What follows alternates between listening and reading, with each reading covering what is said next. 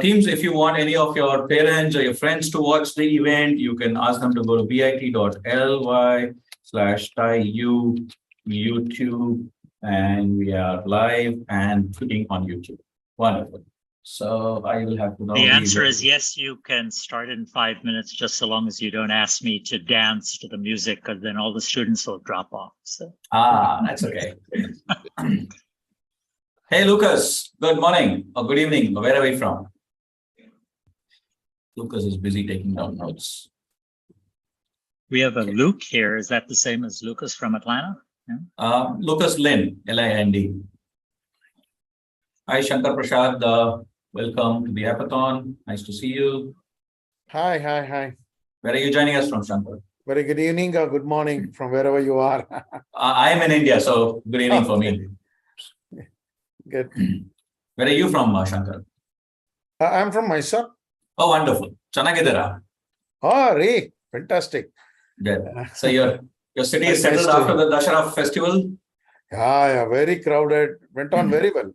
Wonderful. So for those of you who are not from India, Mysuru is a Tier 2 city, which is the hub of a lot of software engineering companies, but they are more famous for their 10-day Dussehra festival, where you have elephants which are decorated with 100 to 120 kilos of gold and moving around the city. So you have almost 80 odd elephants going around the city loaded with gold. So that's Mysuru for you. We are 4 minutes away from kickoff. So there's someone called Solo P from Houston. Hey, Solo. Or is that the company name? Okay. Your name is Pranav. Hi, Pranav from Houston. How are you? Me? Yep. Oh, hi. My name is Pranav and I'm from Houston, Texas, which is in the USA. Got it. Solo P is your team name, right? Yeah. For a moment, I thought Han Solo is your. Well, the thing is, I'm like doing it by myself, so I just felt like solo participant. Okay. We will get you a teammate. Don't worry. We are good at matchmaking. Thank you. For the hackathon, let me be very clear. Okay, no matchmaking for your life. We have Todd here. Wonderful. Todd is here. Hey, Pradeep, ask him to come to Greentown Labs in Houston. We've got students already here that are that he could be teammates of. Yep. Pranav, did you hear that? Go to Greentown Labs. I'll search that up. I'll look into that. Thank you. Yeah. Go ahead and get some wonderful food as well. And if you like Indian stuff, then Ravi is the guy for you. Thank you. Cool. Oh wow. My friend Gordon tells me that we have students from South Korea as well who have registered. What's the South Korean for hello now? Hamsamida. Yeah. Hamsamida to the Korean students on the call. Wonderful to have you guys here. Hi, Todd, one of our keynote speakers, Todd Lloyd from Kimberly-Clark is here. Hi, Todd, if you could put your video on. Wonderful to see. Where is Todd? There is Todd. Let me put, yeah, Todd is already spotlighted. Thank you so much, Todd, for joining us. And thank you so much to Kimberly-Clark for sponsoring the event. I think we also have anyone else from the sponsors? Yeah, Pradeep, I'm Shankar here. Yeah. My colleague Prashant, who is standing by for our CEO, Mr. Sudhanva, is here. Okay. Say hello to him. Hi, Prashant M. Is that Prashant M? Hi, Prashant.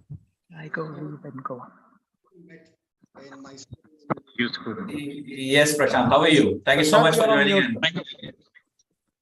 Your audio is a little feeble, Prashant. Not sure why. And thank you so much, ExcelSoft, for being a sponsor. Let me also just check if there are any other sponsors on the call. Hatchback.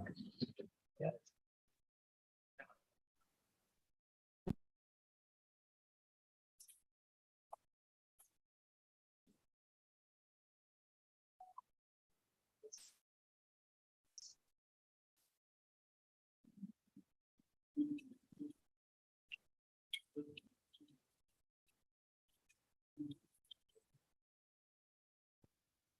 One more minute to go and we will begin on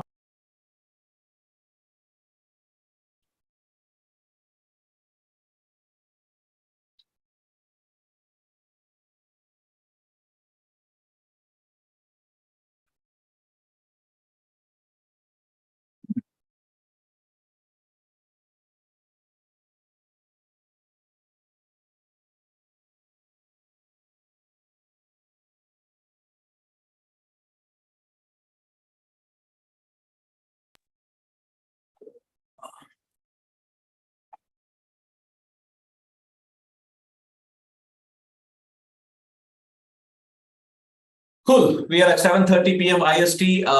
The time to start the hackathon, the Thai University Hackathon. Thank you so much, everyone. Good morning, good afternoon, good evening. Assalamu alaikum. Sasriyakal. Will I need the badge to get through? Guten Abend, Guten Morgen, Hamsamida, wherever you're joining from. Ni hao as well to my friends from China and East Asia. Wonderful to have you here. My name is Pradeep Yuvraj. I am joining you from a city called Coimbatore in the south of India. It's 7:30 p.m. for me here. And once again, good evening and good morning and welcome to this hackathon being hosted by Thai University. To make your viewing experience great, put your viewing mode on speaker mode so that you can see the screen and my slides on equal. Yeah, I hope you can see me and the slide side by side. When you put it on speaker mode, you will be able to see that. This hackathon is being brought to you by Thai University. My name is Pradeep Yuvraj. I'm a storyteller by profession, and I will host you for the next 27 odd hours. Thank you so much for joining us wherever you are from. For those of you who are new to Thai, Thai is the largest network of entrepreneurs in the world, a network that was created by entrepreneurs for entrepreneurs. We have 15,000 plus members who are associate members, 3,000 plus charter members. A charter member is someone who's senior in his or her entrepreneurial journey. With 57 locations across 14 countries, Thai is the largest network of entrepreneurs in the world. So what does Thai do? The core of Thai's work is mentoring to help young entrepreneurs, budding entrepreneurs, entrepreneurs in their middle of the journey of their life, entrepreneurs at the senior age, to move forward with the help of mentoring from entrepreneurs who have been there, done that. Apart from this, Thai fosters networking. There are educational sessions like this current hackathon that is being conducted. There's incubation that happens to help startups scale up and move forward. We also have investments in the form of Thai angels, which invest in companies through different ways and means. What is Thai University? Thai University is the flagship program of Thai. Its primary focus is to empower college students to become entrepreneurs or to convert their ideas that they get during college into something that can become a startup in the future. There are 9 core things that Thai University does, with mentoring being the center of that: workshops, speaker sessions, scholarships, boot camps for startups, and various other things that help young entrepreneurs who are in college or would-be entrepreneurs in college move forward. Sorry, let me put a video for Thai University here. I hope you can hear the audio. We have a solution, ladies and gentlemen. I'm really excited to be here today. I see so many youngsters.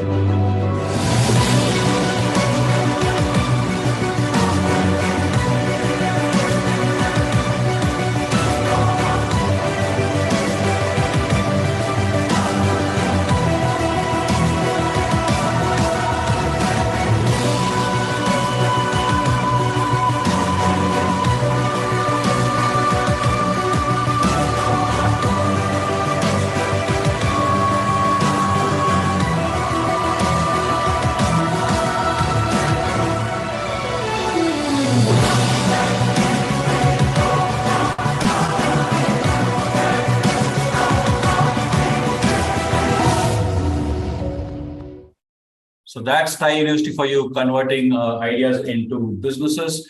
Like I said at the start of the call, this is the naming convention. So if you could go ahead and put the prefix Lucas from Houston or Atlanta, wherever you are from. Lucas is busy speaking. Some etiquette for the hackathon. Please keep your video on at all times. We would like to see you. Like I said, if you have not taken a shower, don't worry, neither have I in 3 days. So it's all right. It's okay to be on the video without having taken a shower. And don't bother about your background. Someone's walking behind you. Perfectly fine. Be as courteous as possible. Raise your hands when you want to speak. Do not unmute and speak. Just raise your hands and we will put you on spotlight. Be courteous and engage actively. The whole idea of this hackathon is not to solve the business challenges alone. but it is to help network. There are people from Pakistan, South Korea, Nigeria, Namibia, India, United States, Canada, Germany, UK on the call. So this is your opportunity to make friends across the world and network with them for your startup journey.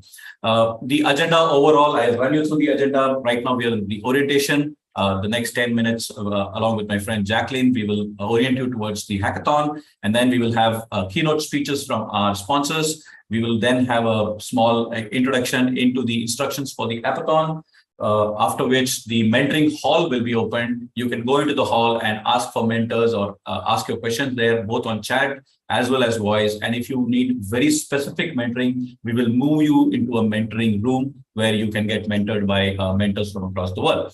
We also have 2 workshops lined up for you, one on innovation and one on storytelling. And now it is time for me to put my friend Jacqueline on spotlight to represent MLH. Put your hands together for Jacqueline, ladies and gentlemen. Hey folks, let me go share some slides. Got some exciting stuff to go over real quick, but you need to know it in terms of orientation. So let me go and share things. All right. So hey, I'm Jacqueline from Major League Hacking. I am super excited to be here this weekend. It's looking like it's going to be an amazing weekend, and I can't wait to see what you all created. I've attended over 50 hackathons from all across the world, and I think this is going to be a really special one. So I'm about to tell you a ton of interesting stuff from MLH's perspective. Anything I'm going to talk about in general this weekend is also available at hack.mlh.io. And if you do want to dive slightly more into either the more technical side or just exploring some additional challenge space, this has a load of resources for you to take a look at too. All right. One thing I do want to call out before I jump into all of these slides, though, is that there is a TiU Hackathon Discord. And this Discord is a great place to both connect to different people as well as meet a team if you haven't already. So if you're here solo, I know there was someone earlier, then what I recommend is heading over to Discord. And then we have 2 channels, which I really want you to look at. The first one is introductions. So if you've not already, introduce yourself so people know who you are. We just got mentioned that networking is really important this weekend, and it definitely is. And the other kind of channel I recommend looking in, if you haven't already got a team, is looking for a team. So post in there, introduce yourself. You've already had someone introduce himself in there, and make some friends, make some teammates. It's really important. It's a minimum of 2 people on a team. So if someone in there looks cool and you don't have a team, I really recommend just going and teaming up, sending them a message and being like, hey, I'll be on a team with you too. I've already got someone typing. Another thing I do want to just call out as well is on DevPost, you can actually see a list of everyone who's here this weekend. So if you go onto the menu and then you click on participants, this is everyone registered for the hackathon this weekend. And you can actually look for people who are looking for a team. It's tagged on here. So maybe find people on here and then have a look in Discord, see if you can find them in there too, because you really want to be finding people to work with this weekend to help you get the most out of the hackathon. All right, that's enough of Discord and all of that fun stuff. Let me really quickly tell you about what is Major League Hacking. So we are the global hacker community. And by hacker, I don't mean like breaking into things. I mean coding cool stuff.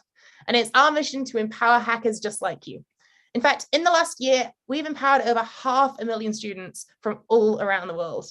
Just like how we've got tons of people here at TiU Hackathon this weekend from all around the world, the MLH community is also global.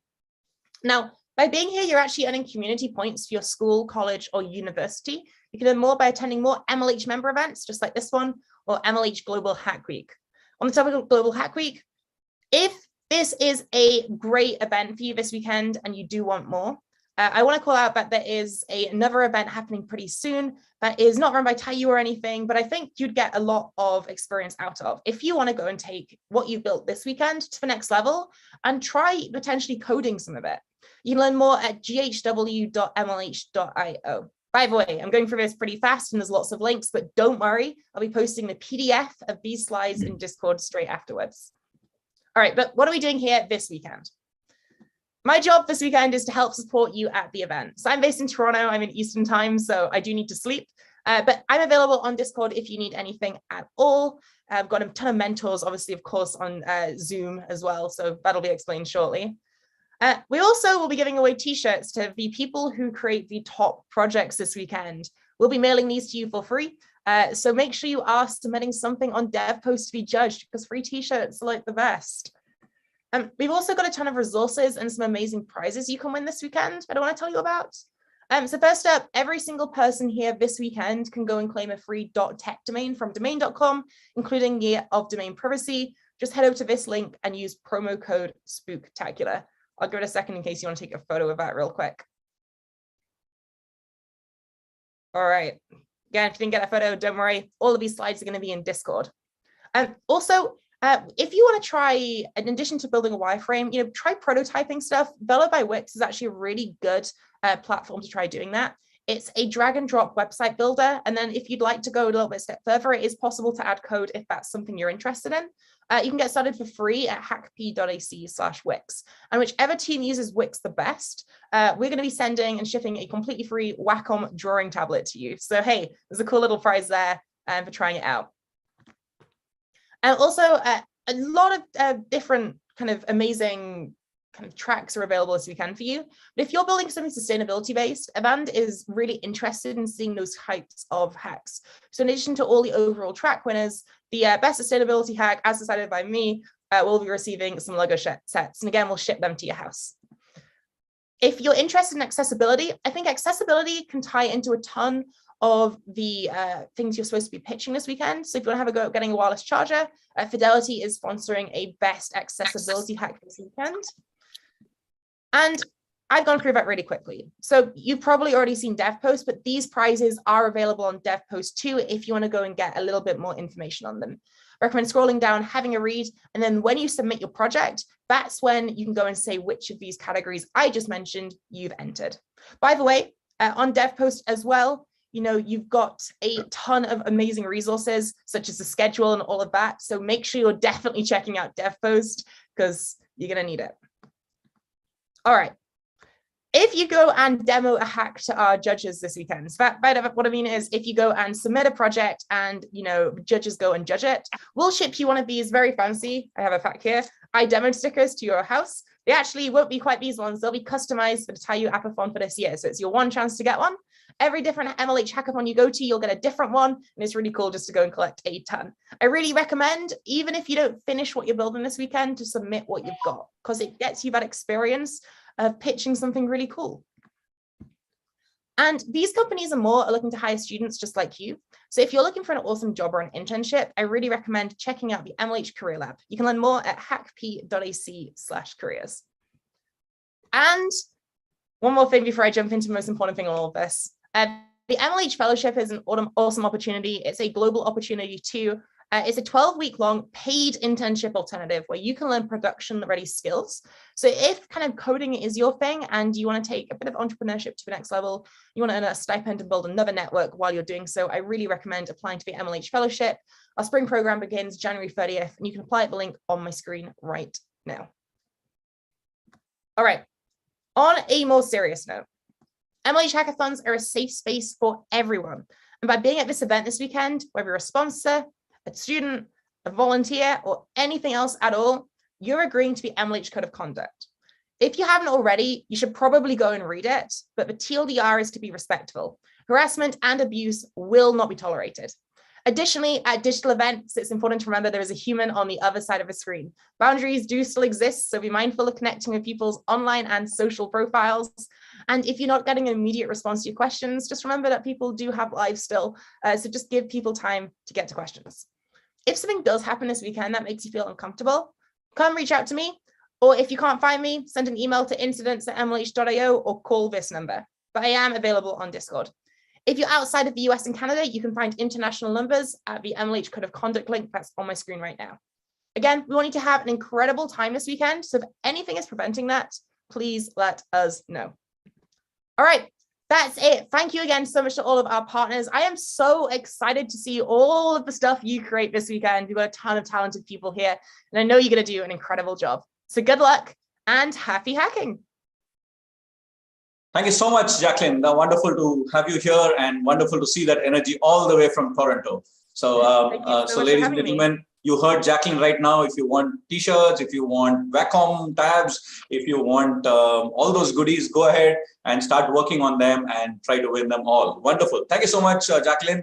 Now I'll take you off Spotlight, being narcissistic, getting myself again on Spotlight. So what's on stake for you guys? The winning prize is $4,000. The second place prize winners get $2,000 and the third place gets $1,000. This is the overall prize money, not per team. This is the overall prize money for the 4 tracks.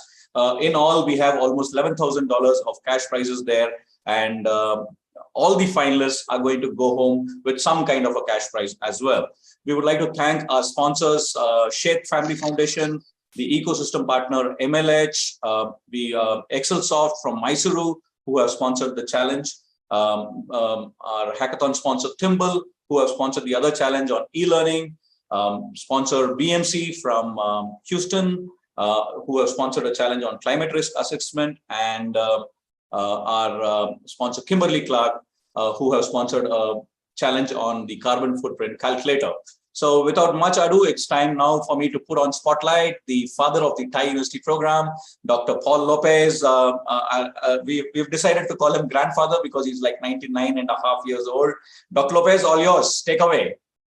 Actually, I tell everybody I'm 200 years old and they all go, wow, you look good for your age. So thank you, Pradeep. Welcome to all of you. I just want to kick off with a simple theme. You're already a winner. You're showing up here on a Saturday. Your peers are probably not doing this. So in that regard, winning is not about the prizes. It's really taking an extra step on your entrepreneurship journey. So welcome. In fact, I'm going to ask all of you to start taking a little bit of a quiz. No prizes, but get your thumbs and fingers ready. So into chat, name the biggest company in the world that came out of a hackathon.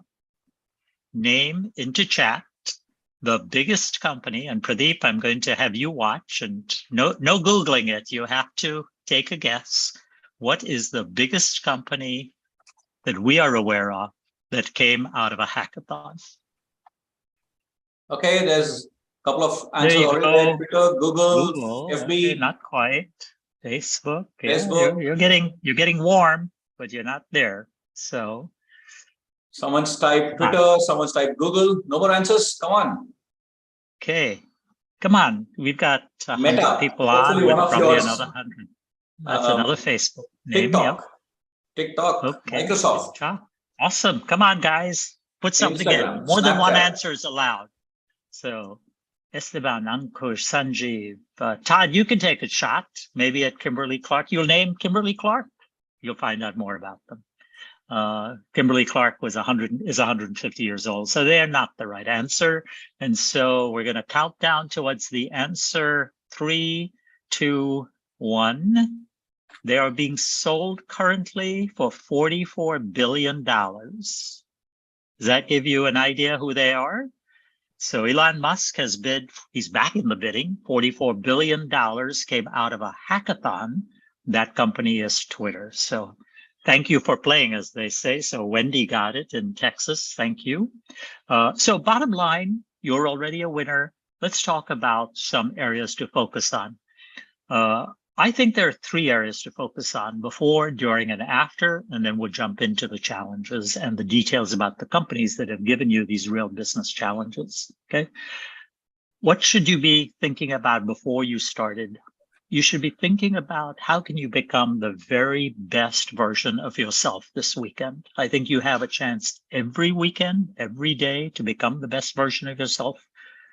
And how do you do that? Be present. We see a lot of letters of the alphabet rather than your picture. You're not present. That's not the best version of yourself. What's the best version of yourself? I see Esteban leaning into his laptop. I see Lucas talking to him. They're already working on solutions. They're out of here in Atlanta. So to those of you who haven't turned your camera on, one of the best versions of yourself is participate. This is a great chance to network. Okay. Now the during, I'm going to give you a new word. I don't even think it's made the Urban Dictionary. And be thinking as if you are a solutionist this weekend. I know you're going to be thinking about the problem, but be thinking as if you are a solutionist. So if you're a solutionist, you're going to be able to solve these business problems that you pick. You'll help and mentor others. That's another way to become a solutionist, because when you train and help others, you become better yourself. And work for teamwork rather than just consider this to be a competition. That's all encompassed in becoming or thinking like a solutionist. That's really what we wanted you to do today. And then after, don't be completed with your partnership with TIE. We're in 57 countries, 57 cities throughout the world, etc. Find the nearest TIE chapter. And during the way, if you don't know who that is, put it in chat. We're always around for 27 hours. This is just one step of your entrepreneurial journey. So in that regard, we're building an ecosystem. You are very much part of the planetary system. It doesn't matter how small or big or medium you think you are. Come find out how you can be involved with TIE to help you in your entrepreneurial journey. This weekend, you'll be doing the start of an app. Almost all the companies will tell you that they're going to take the very best teams and interview you for internship opportunities in order to move you another step down your entrepreneurial journey. We know in 20 hours, 27 hours, you won't create a perfect solution. They know that. They wouldn't expect it of their workers. And so those are the three things. Become the very best version of yourself this weekend. I'm still not seeing a lot of cameras on, so Pradeep's going to keep poking at you, or else he's going to play meditation music and let us all hopefully think through how to become the best version of yourself. Be present. Number two, always think like a solutionist for the next 27 hours. And number three, just consider this to be part of your entrepreneurial journey together with TIE. Back to you, Pradeep. Thank you so much, Dr. Lopez.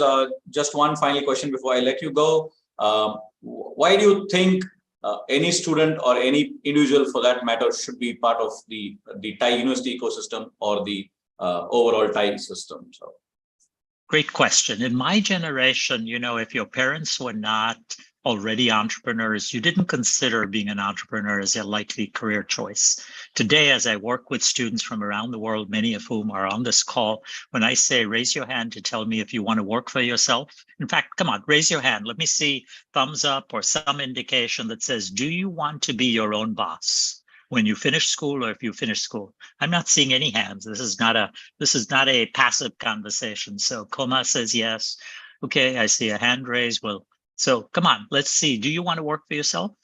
The math is about 2/3 of the students that we've been asking say they want to work for themselves. And by the way, this is not an either or. You can do that while, like myself, I went to work for IBM for many, many years in Xerox Corp. I see many hands and raising hands. That's wonderful to see. You can do both. You can go work for Johnson & Johnson. You can work for Kimberly-Clark. You can work for Google. And in the evening and weekend, still work for yourself. So it becomes an either or kind of deal, not an, it's really an and. So I would say, Pradeep, I think that what we do at TIE, almost always for free, is help you become the best person of yourself as an entrepreneur. We're 15,000 members strong, and we want to just help you with either some do's or don'ts of things we've learned over our decades of experience. So that's the ecosystem. Today, you're seeing a very quick weekend of a hackathon. Very soon, we're going to do 2 pitch competitions, one in Hyderabad, India in December, one in Silicon Valley in May. You can bring an idea that is not part of these 4 challenges. Your idea, come bring it forward, work with the local chapter on a pitch competition locally that become a global competition. We are working on having demo days with investors who will find the most investable ideas of yours. We have done that already a couple of times with students, et cetera, and just come become part of the ecosystem. We do not know what the ecosystem will look like, but you all will help make that happen. thank you so much, Dr. Lopez, and I'm sure people are inspired to be part of the TIE ecosystem. Reach out to the local chapter. If there's no chapter in your city, reach out to the chapter that's close to your city, and you will surely benefit from this ecosystem because everyone in this ecosystem is there to give back. So you ask and you shall get back. Thank you so much, Dr. Lopez. Time for me to take you off Spotlight. It's now my pleasure to put on Spotlight my friend Ravi Brahmbhatt.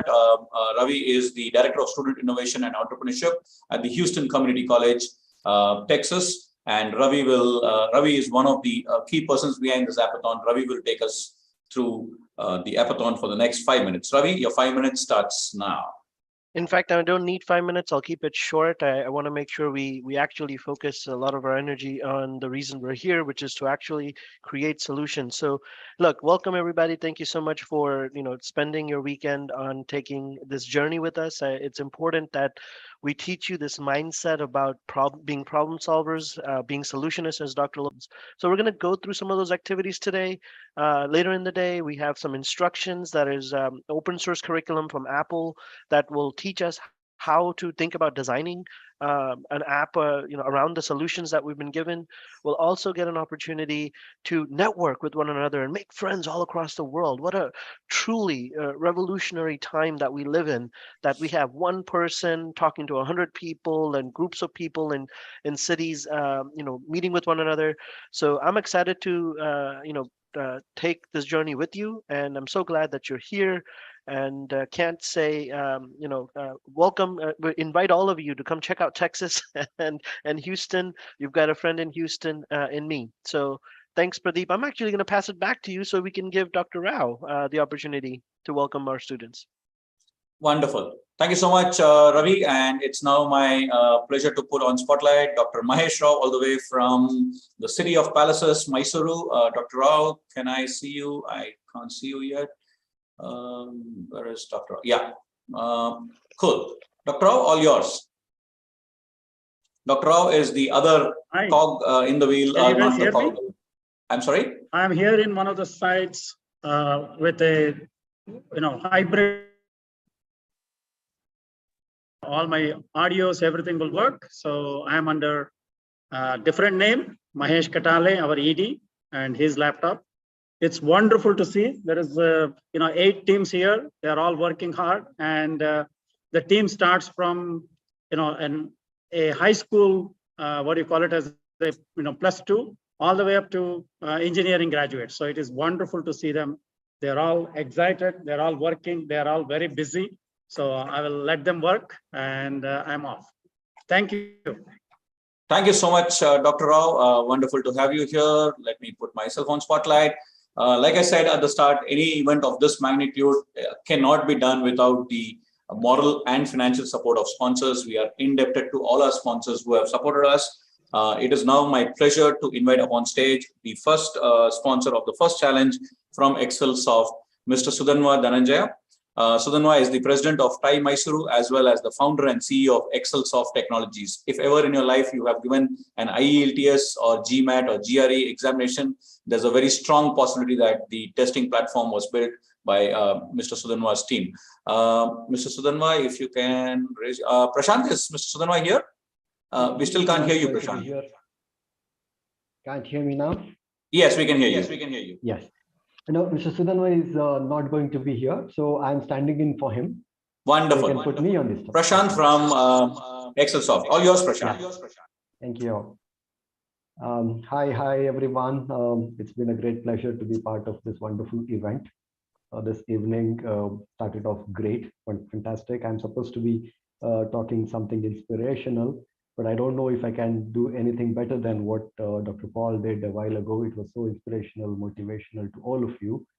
And I don't know if I can add anything as part of the information that I can give on the Appathon or Hackathon itself, because you had Jacqueline packing in 2,500 words in a minute and giving you a whole lot of information anyway already. She has given it to you. So I thought I'll just talk about the space that we are in as Excelsoft. I don't know how much you know about Excelsoft, so a minute on Excelsoft. Excelsoft is a company, an EdTech company. We have been in existence for over 22 years now. We started our journey in the year 2000. And ever since, we have been working with publishers of repute across the globe. In fact, we work with 8 of the top 10, 8 of the top 15 global publishers. We work with some of the best universities across the globe. We operate in 24 countries in terms of our presence via customers. We are based out of Mysore. Mysore is where our headquarters is. We have reached out to, through publishers, of course, we have reached out to several thousand universities and several tens of thousands of schools. Assessment is something that we focus on in our business, apart from developing learning platforms. Testing and assessment is a big area that we focus. Like what Pradeep said, some of these very prestigious entrance exams or professional exams, recruitment exams, qualifications exams that you take, possibility is that the engine, the technology that is used behind the scenes could be delivered from ExcelSoft.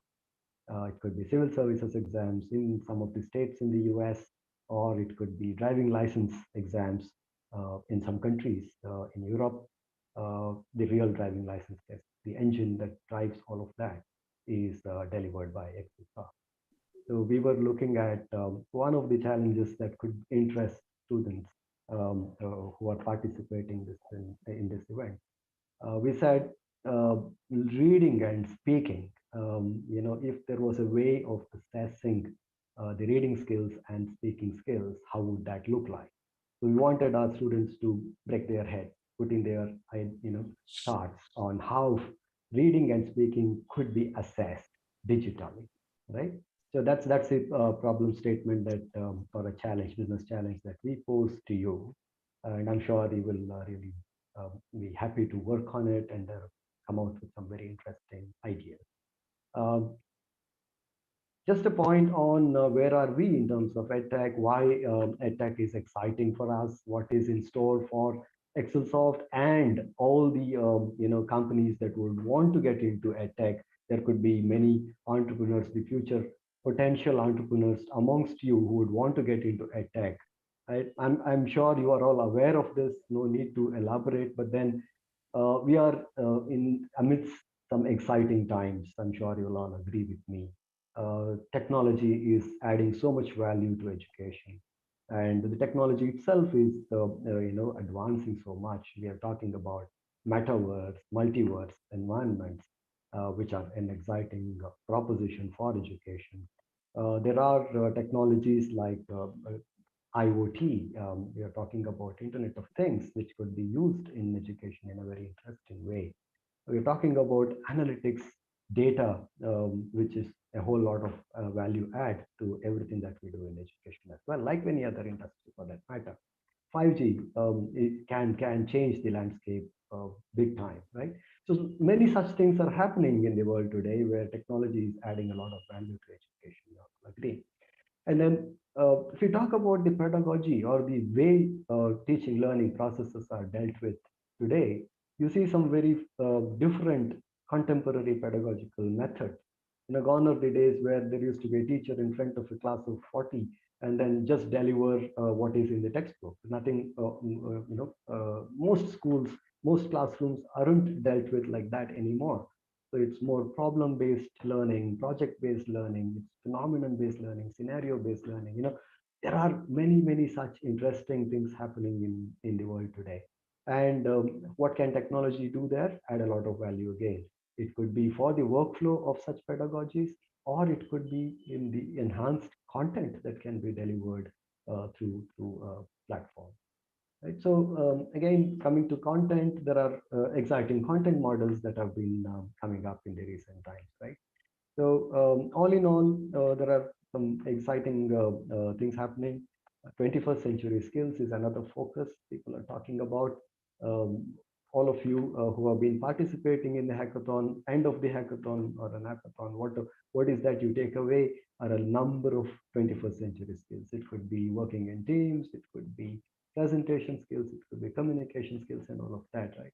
So schools and colleges are focusing on developing 21st century skills amongst students, right? So that is another area where you could think of an entrepreneurial idea. If you look at the assessment itself, the typical assessments, what used to be paper and pencil, has moved on to a digital platform, right? So we have seen the OMRs to on-screen markings to completely online, remote proctored assessments are conducted. You can sit at the comfort of your home and take an exam completely, right? So lots of exciting things happening in this space, lots of opportunities for prospective entrepreneurs. I'm sure you'll all agree with me, and I wish you all the very best. And anything at all around the challenge, if you have any discussion to be done, two of my colleagues will always be there throughout, and I'll be popping in and out most of the time during the weekend. All the very best again. Thank you very much, Pradeep, for this opportunity. Thank you, TiE University, for this wonderful opportunity provided to ExcelSoft to be part of this exciting event. Thank you. All the best. Thank you so much, Prashant, and for joining in on behalf of Sudhanva, and thank you so much to Excelsoft for being a sponsor. Next on stage, we have Oscar Pedroso, the founder and CEO of Thimble, based out of New York. Thimble works with young students, and their challenge is to see if you guys sitting all around the world can help Thimble make e-learning better. Oscar, you're on Spotlight. All yours. Thank you so much. Everyone can hear me okay? Just want to make sure. Yep, we can hear you loud and clear. All right, perfect. So nice to meet everyone. I'm going to go ahead and share my screen. I wanted to share a little bit about what we do, and then also inspire you through how we got started. Because when I was your age, I really didn't think I'd be starting a business. But sometimes the smallest things inspire you, and so. As an entrepreneur, and if you ever go into entrepreneurship, one thing that you'll learn is you learn to pay it forward. So again, my name is Oscar Pedroso. I'm the founder and CEO of Thimble, and I'm going to share my screen here. Hopefully you can see my screen all right. All right, so I started Thimble about 5 years ago. And what we do is we provide a program for schools to teach students all about coding, robotics, Web 3.0, any specific skills that are in demand today and tomorrow in the workforce. We're trying to bring that into the classroom. Essentially, we're trying to create student raw talent in tech. But before I started Thimble, I was a math teacher. I have a degree in math. I've always loved teaching. These were two of my favorite students when I was a teacher. And these two young ladies, their parents made minimum wage. They could barely afford to put food on the table, but these two young ladies came to school every single day because they were excited about one particular thing. They wanted to go into outer space one day and learn how to become aeronautical engineers. Now, I never balk at what students want to become. If they want to be, if they want to work for Google, right? I always say, all right, how are you going to get there? Unfortunately, though, the school where I worked was one of the poorest in the country. And so you could imagine there weren't really any programs or resources in place to teach these students the necessary skills, let alone create that passion for them to go forward. And if we look at the problem, 70% of most jobs this decade will require skills in computer science and IT, or you might know, you've heard of the acronym STEM, or CTE, which stands for Career and Technical Education. But only 45% of schools have a computer science or IT program. And if you think that number is bad, only 33% of the poorest schools, also known as Title I schools, teach computer science or IT. So I left my position as a teacher over time to solve this problem. I can't solve every problem in education, but I wanted to attempt to do something, create something from scratch, and then have some kind of impact. Making money wasn't the only thing that I wanted. I really wanted to make a difference. And so we launched Thimble.io as a subscription-based curriculum for K-12 schools, and that includes, some equipment. So like students get reusable kits, they get lesson software, so they can follow instructions or video tutorials, and then they can connect with other students as well. I want to exit out of this screen for a second because I want to show you how we got started. So what you see here in front of you is actually our first Reddit post. Before we started anything, before we started the business, we went on reddit.com and we went on the sub-Arduino subreddits. And we basically asked a very simple question to the Reddit community. What do you think of monthly kits for learning electronics? Very, very simple, right? We got around 63 comments, and then we ended up getting about 800 email signups in 3 days. When that happened, I was like, okay, this must be a problem that people want solved. I didn't know exactly, what that solution would be. But when I looked at the comments, there was good and bad. I embraced both the positive and the negative comments, but it was through this feedback that we were able to come up with a plan for starting the business. We didn't really have any funding, so we went on to Kickstarter. Some of you might be familiar with Kickstarter. It's a crowdfunding campaign. We ended up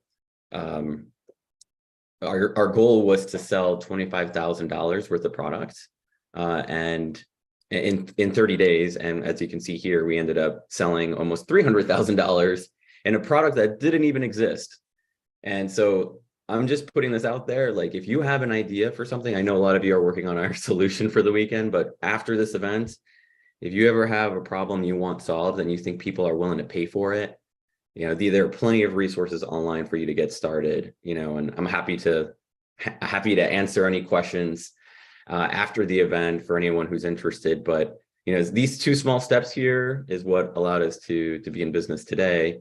And we're now in 37 districts, and we have many ideas for how to make education better. And we're really, really lucky to have you guys as a group of students to help us figure, particular challenges and innovative ideas that we're thinking about. So I will leave it at that. Good luck this weekend. You guys are going to do fantastic. And I plan to be around for most of the weekend to answer any questions and go from there. I'm really looking forward to it. So thanks again. And thank you so much, Pradeep. Oscar. Pradeep, let me add that it becomes a two-way partnership. Oscar has visited, he's in New York, but he's visited Atlanta, Florida, et cetera, and we're helping him grow his business. And next week, we write our first 6-figure US dollar check to Thimble.io. So from New York and Atlanta. So well done.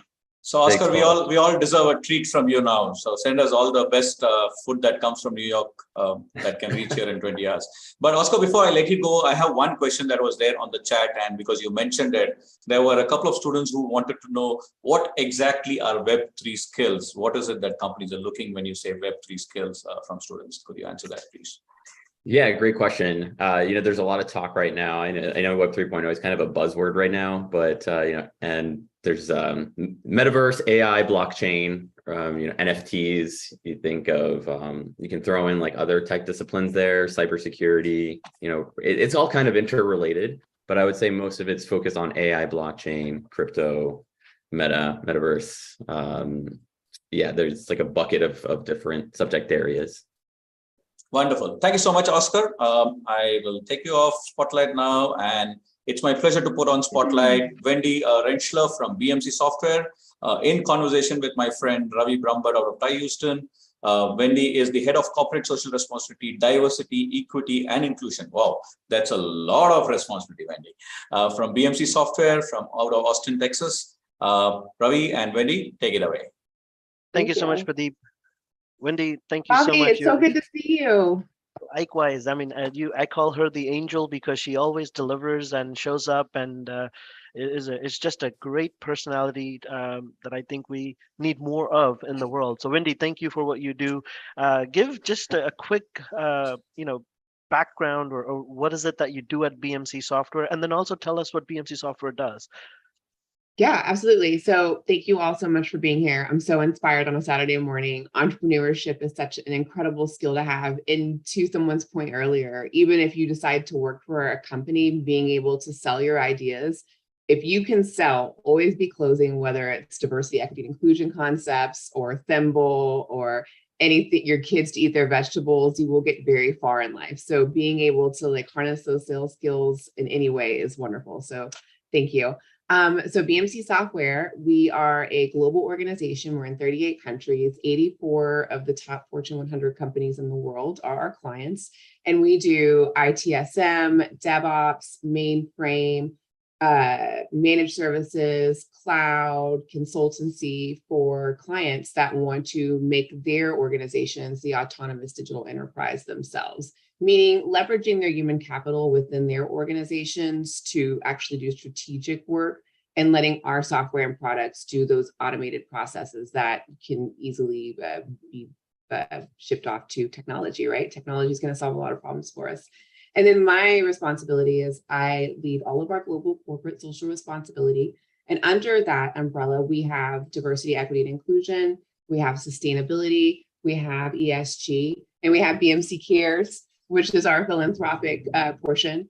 And the reason we have all those things together, and you'll see a lot of more companies starting to do this, is because all of these things are intersectional. When we look at the world, those who are the most adversely impacted by climate change, are historically excluded communities in every single part of the world. When we see economic disadvantage, generational wealth gaps, financial illiteracy, again, there is that intersectionality of it being historically excluded communities all over the world. So our goal is to identify ways to leverage digital literacy, digital accessibility, and technological intervention to solve some of these world challenges, all rooted in the Sustainable Development Goals. We work very closely with United Nations, and we're trying to help the UN and also other organizations and companies across the world use their tech lens to help solve some of these challenges, because the products are already out there, and how we use them and leverage them and subsidize them is how we're going to actually make progress towards those goals. Love it. Love the mission, and I love how you told us about BMC and what you do. And I think your job is so important for companies like BMC. Could you tell us a little bit more about why would a hackathon? Why is the DEI lady here? Yeah, go for it. Yeah, no, so sustainability, as we talked about earlier, is such a large challenge, not only for organizations, but also for those that are impacted by climate change, right? So when you think about ESG, which is a buzzword you've probably also heard, ESG is a data point for any large organization. Think of it as their karma credit score, and it's becoming even more impactful in terms of how they borrow money, how they are rated on public entity websites, stock exchanges. And so what we are trying to do is to identify and help ways to accelerate sustainability in tech. Tech only contributes to 2 to 3% of climate greenhouse gas emissions, but that 2 to 3% is so significant, and we have so many opportunities to not only de-risk our own climate, but also all tech companies' client portfolios that are oil and gas, that are car manufacturers, that are in retail. And so being able to help the entire ecosystem with our small fraction and be the example is extremely important. And so like in sustainability tech, for example, low coding your products, eco design, thinking more mindfully, not only of the language that you're using, but also to the different ways that your tech can help solve these challenges. So that's really why we think that sustainability tech is important in the future, and a big ask for from our entire client portfolio, from greenhouse gas calculations they want to know from their procurement downline to how they can demonstrate that to their clients and be able to forecast the risk that is to them and their portfolios as well.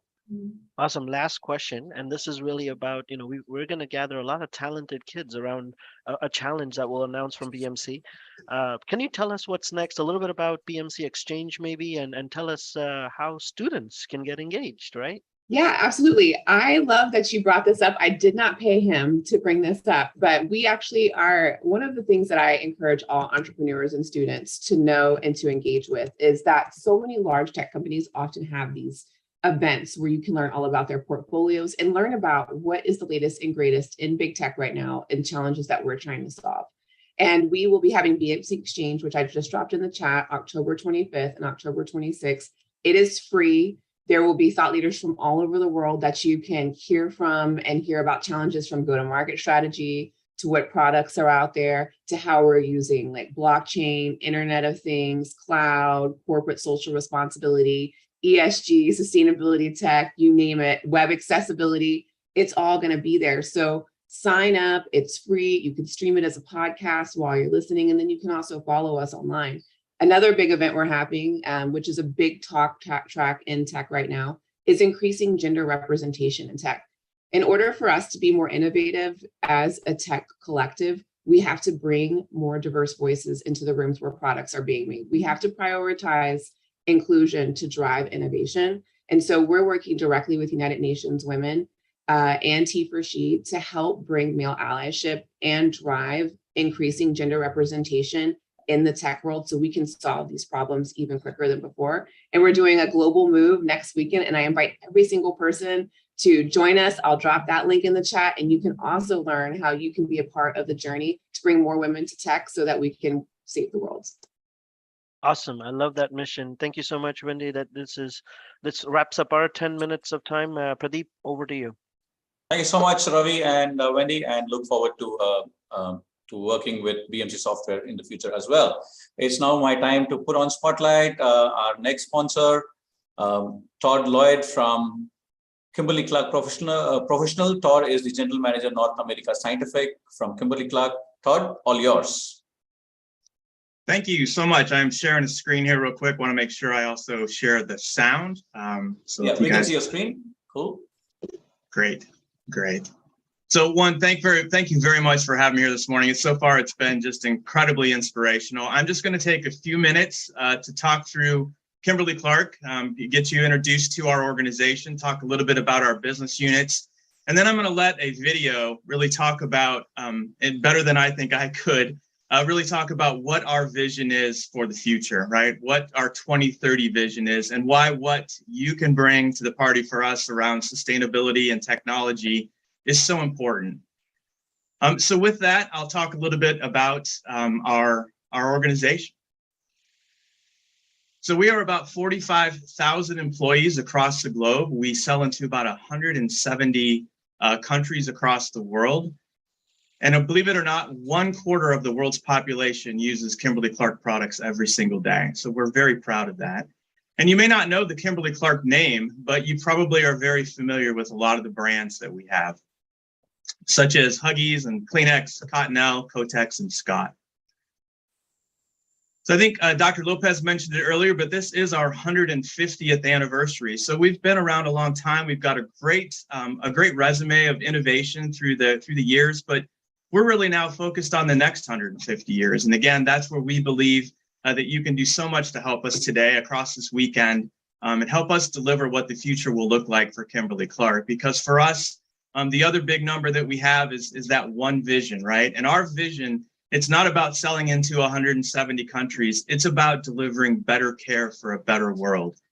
And as we talk through our businesses, I'll kind of explain that in a little bit more detail, but that really is, no matter whether you're in the personal care division, our consumer tissue, or where I reside, where my division is in KC Professional, which is our B2B division, we are all very, very focused on better care for a better world.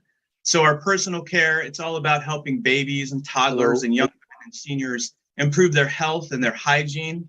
Our consumer tissue business is really probably one of the best known around Kleenex, but it's really the cornerstone of our organization and something that, again, brings health and hygiene, and where Kleenex is synonymous with tissue and health and hygiene.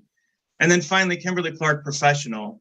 So this is where we partner with businesses to create exceptional workplaces. We're really focused on helping making them safer, healthier, and more productive, but we're doing this in the most sustainable way possible.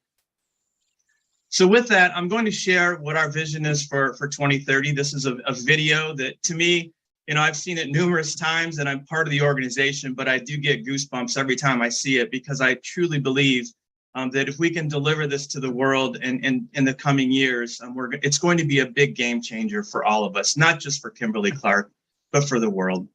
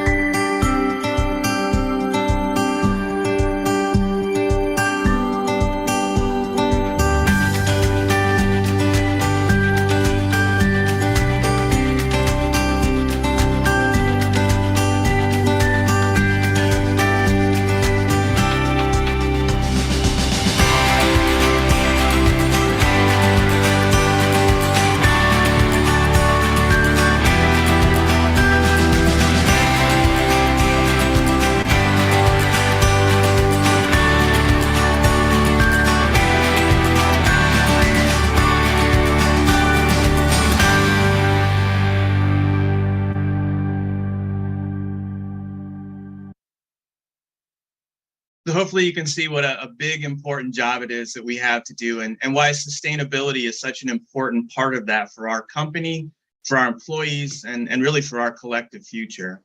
So I would just say, as you work through your ideas, your innovation, your execution plans, just remember that this can help us make a difference across the world.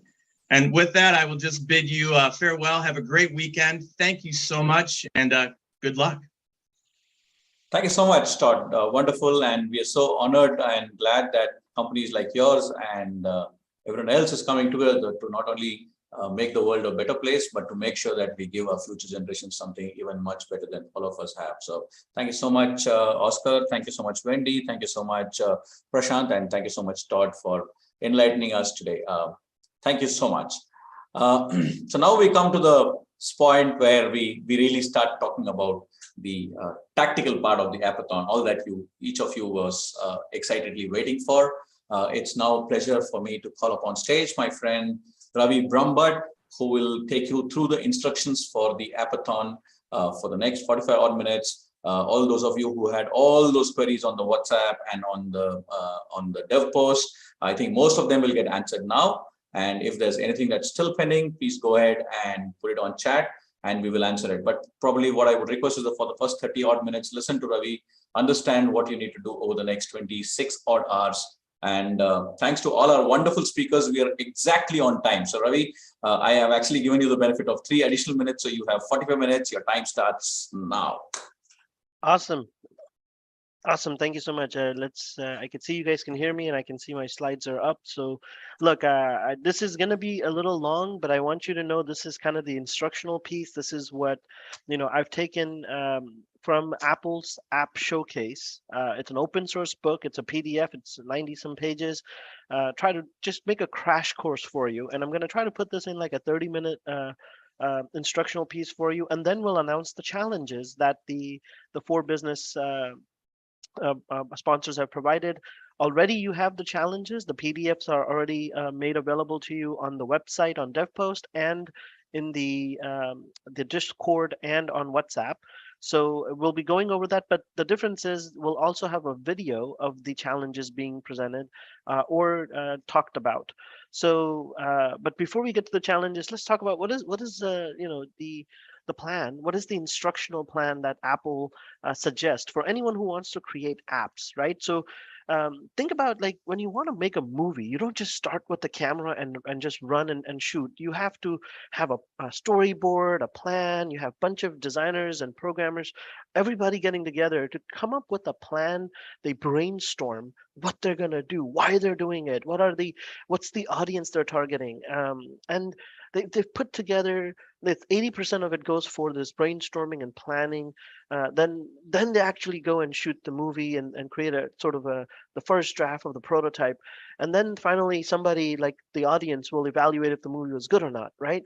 So here we're doing the same thing, but before you make app, it's not the coding and programming that's the most of the activity. It's rather knowing what you're going to be programming for, designing what your app's going to look like, having a purpose and gathering those ideas and picking the best ideas and putting it together, keeping in mind the audience that you're making this for, and ultimately planning all that out, putting it on a wireframe. I'm going to share with you how you can do some of those things using simple tools like Google Slides, PowerPoint, or Keynote, and using those and putting that together. And then ultimately your prototype is getting presented to a panel of judges who will decide if that idea, if that wireframe, if that user interface makes sense for you to go and start coding the app. So all of this activity that we're doing today, we're not requiring you to code, because we want you to first do the 80%, the planning, and why, right? So that's what I'm going to go through. So, this is going to be, like I said, about 30 minutes or so. I'll try to keep it going, keep the flow going. I won't take any questions unless you put them in the chat. And Pradeep or someone from the project management office get my attention. I'm happy to answer it while I'm at it. But really, we want to start with the brainstorming process, right? That stage allows you to identify problems and come up with possible solutions. So while brainstorming, just write down, pen and paper, write down as many ideas as you have on solving the business challenges that are presented to you today, right? Just write them down. Don't worry about designing and looks and feels. Just simply jot them down with your teams. This is where having a diverse team will help you a lot, because you'll have lots of different perspectives, and then different perspectives will lead you to innovative ideas. So just all of you write it down. You never know, right? So start there. Like one example here is, if you were asked to design an app, and I'm going to reuse the theme as an example there, that, something around community wellness. And let's say our focus was COVID-19. All of us have gone through it. Everyone in the world has been in some way connected by this. So if that was the problem, the purpose, that's the challenge that's given to you, then sit down as a team and talk about it, right? And say, what do you think would be better? Look at the apps that you have used during the COVID time and think about, why were they created? How were they created? Write those ideas down, okay? So the clearer you get about the challenge, the better it's going to be for you. So let me make sure write them down, and before you start thinking about them, don't throw any ideas away. Keep all of them, and then there will be a time when you can evaluate and review them. But for now, just figure out your purpose. What is the purpose? So in there are 4 challenges. I'm going to request you guys picking one as a team and pursuing it. 2 reasons for that. One, the more time you spend on that, the better, more detailed your solution set's going to be. If you try to tackle all 4 of them, you may be all over the place, and here comes the deadline, and time's going to go really fast, and you're going to miss the deadline. So make sure that you're really taking your team's energy and focusing on one challenge. And again, the activity will be better for you if you do it together. If you're still trying to form teams, remember, Jacqueline made a suggestion for you. You have DevPost where you could see who else is there, and then go to Discord and start communicating with students on Discord and reach out to them. Minimum of 2, right? Maximum of 6, but minimum of 2.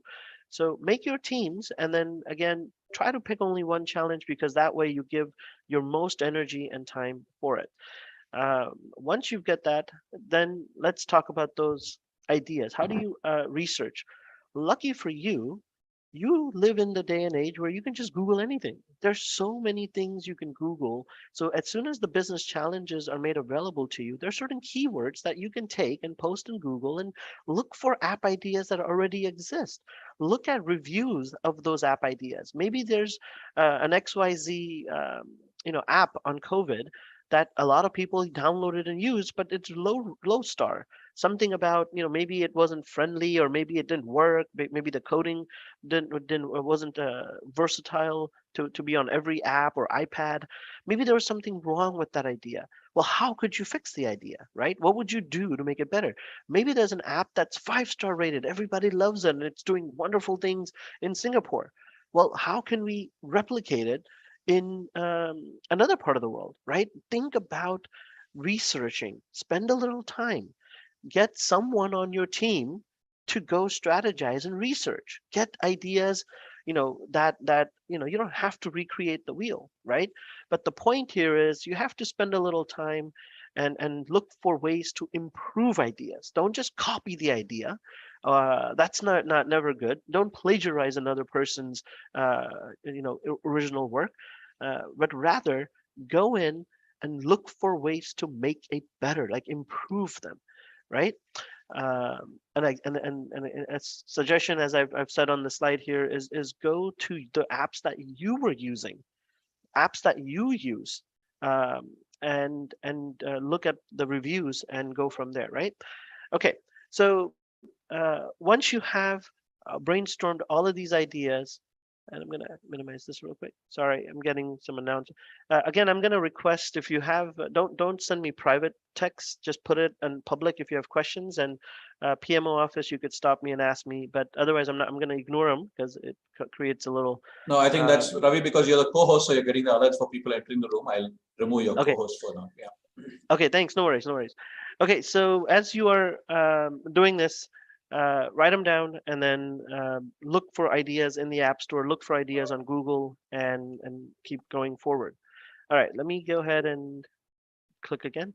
Okay, so the second part you want to be really intently think about is the audience that you're creating this app for, right? So while Kimberly-Clark and BMC, Thimble, and ExcelSoft has given you a business challenge, some of them may be for internal purposes. Maybe there's business owners that you're targeting, or maybe it's students, or maybe it's women in the ages of 14 and 17, or what have you.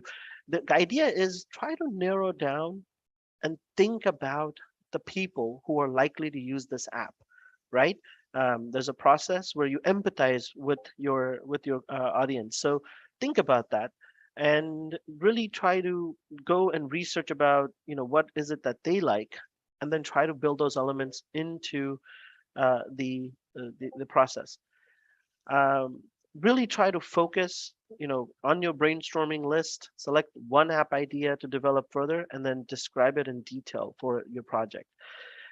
You will have to reiterate, meaning the first idea is not the only idea. Go back and think about it as a team. Be, kind to one another, listen to one another, always be respectful to one another, give everybody an opportunity to have their say, but then collectively decide and reiterate, change if something needs to change. These are some suggestions of questions you ought to be asking your team as you're thinking about which one you're gonna focus on. And then again, don't just go with the first one. Always think about it, making it better, and so on. And that may even go for your presentations that you're submitting. Keep making sure that you give as much time as you can for that one app idea till the submission deadline. You have the opportunity to update as much as you want, then you have to submit it. So you're going to get till tomorrow. In the US time, it's going to be 9 a.m. Eastern time. In the Indian Standard Time, it's going to be, I believe, 6:30 p.m. That by then you have to submit this. So don't wait till 9 a.m. or 6:30. Submit it earlier, right? But make sure you spend all of the energy on that one, and you're putting your best foot forward. All right, so I'm going to go ahead and now talk about planning, right? So how are you going to plan? A good UX, and by the way, UX and UI is user interface, and then UX is user experience. There's a little difference, right? So one has to do with the design, and the other has to do with the experience. Now, all of you know Apple is amazing when it comes to its design and its user experience. Everybody finds it to be elegant and nice, and but also it works, and there's simplicity. There's an ease of use. So in your goals is think about, as you're planning, don't go and throw a whole bunch of things and a whole bunch of projects, features into your app and say, we're going to do this, and just make it so complicated that it becomes hard to like look at it and say, oh, I don't understand where I need to look on my screen, or how does this work, right? So a good app really should take into consideration something called the Human Interface Guidelines that Apple has put together. This PDF has this link, but I'm just going to ask you to Google Human Interface Guidelines, and it's something that developer.apple.com, that's the domain name you ought to be looking for, that makes this available, that talks about the best practices that Apple suggests when you're creating apps. It talks about all the features and how you can apply these features to enhance the experience of the user. For example, just throwing one out there, there's a sensor that detects light. So if you're sitting in outside in the sun, Apple has the ability to brighten the screen. And then if you're sitting indoors or in the middle of the night where you're in a dark setting, it also reduces. And that's basically a user experience, right? Now, your app may not need to do that because Apple, the device, does it for you. But the example is that's experience, right? And then if you think about an interface, as soon as you unlock your phone, there's a little button that says, scan with your finger print, or you may have a key code where you just have to swipe in some sort of a sequence to unlock. But imagine for that screen, nothing else is showing up. None of your apps are there, only the time or maybe some notifications, but it's a very simplified screen and you can't do anything until that little interface meets its purpose. So they're using design to create that experience. So you ought to be thinking about that as you plan for your app making. The other thing you want to think about is list out what do you want your app to incorporate. Write them down. Again, this is stuff that if you don't write it down, it never happened, right? So talk to your team members, have somebody who's note taking and who's making sure that all of these things are getting written down of what is your vision for your app, and what would you like to see collectively as a team, and have somebody write them down and discuss them. Don't go overboard and come up with 50 things, because then it's going to be really difficult to try to hit every single one of them when you're presenting it to your judges later. But rather just come up with few, 5 is good, right? Come up with those 5 things that you're going to do to make the app provide a great user experience as well as a great user interface that's easy to use, right? Or comes with simplicity. All the smartphones of the world today have these things. They're basically mini computers, right, in your pockets. They have keyboards, which is the touch screens. They have cameras, microphones. They have fingerprinting. They have Wi-Fi, GPS, Bluetooth. I'm preaching to the choir because all of you know this stuff and all of you use this stuff. The point is, talk about how you will be utilizing these sensors. And typical smartphone today has 29 different things when it comes to all the different types of sensors and features that available to you. Talk about how you'll incorporate a GPS app for that COVID app, where you could talk about the closest health center where you could get tested. That is something that happened, right? People created these apps and people said, so-and-so is providing free testing. This is how you get there. On your phone, it will just say, here's where you are. Here's the closest location. You can navigate to it, right? So it was built into an app somewhere and somebody was using it. There's also Bluetooth, where you could help someone connect with one another without internet. Maybe it's part of the world that wants to report how many cases they've got, but they don't necessarily have the full internet, but they want to talk amongst their community. Maybe they use Bluetooth. So think about that. Get really innovative, because today you also have artificial intelligence, thanks to Siri and Google Now and other app features that are available. It also has machine learning. So if you're doing something over and over and over, you could actually code it in a way that it leverages machine learning to get better.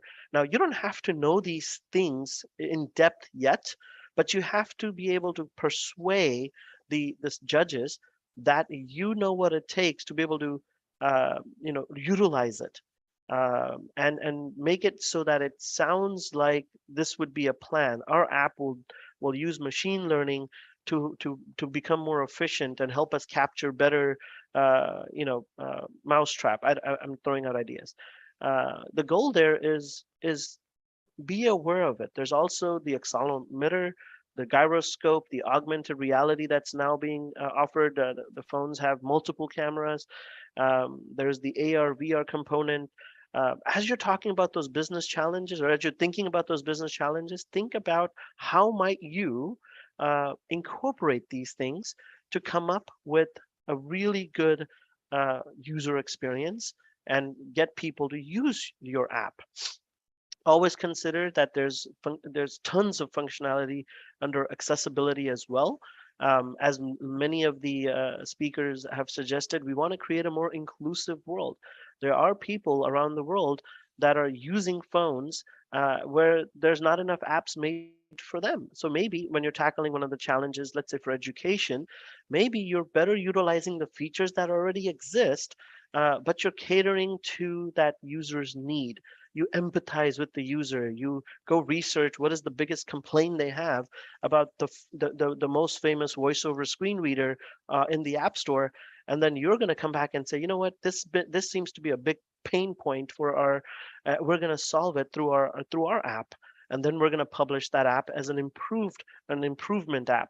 That's just throwing out ideas for you, right? There's also something where you could combine multiple features, right? Oh, sorry. You could combine multiple features and create more features. So the feature mash is also something you can use. You could combine the microphone and the color of the screen, and based on whatever sounds being inputted, the screen's changing, indicating something. So that's a feature match because it's utilizing multiple features.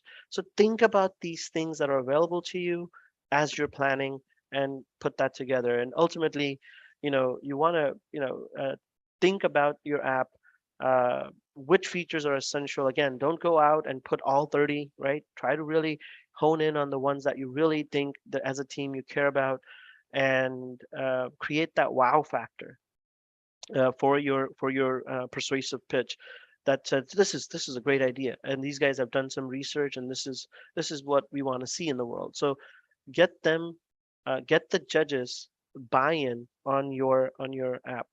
Okay, so I'm going to quickly go into your design part. Just whatever you do, be consistent. Come up with some style, some personality. Don't just give us a bunch of black and white boxes. Add color and make use of color, and really focus on the fonts you're using, and really keep it simple, but also add some style and jazz to it so that it's interesting and it's engaging. Make an icon for your app.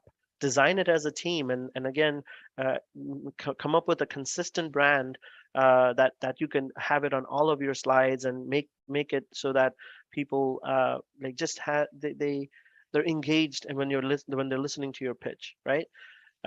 Do that. Now, there will be a time when you'll have to prototype the app. Now, we're not asking you to code the app, but rather create a wireframe of the app. So what you'll have to do is you'll have to use tools like Google Slides or PowerPoint, or even Keynote on Macs, where you're basically pulling shapes and you're creating this little graphic.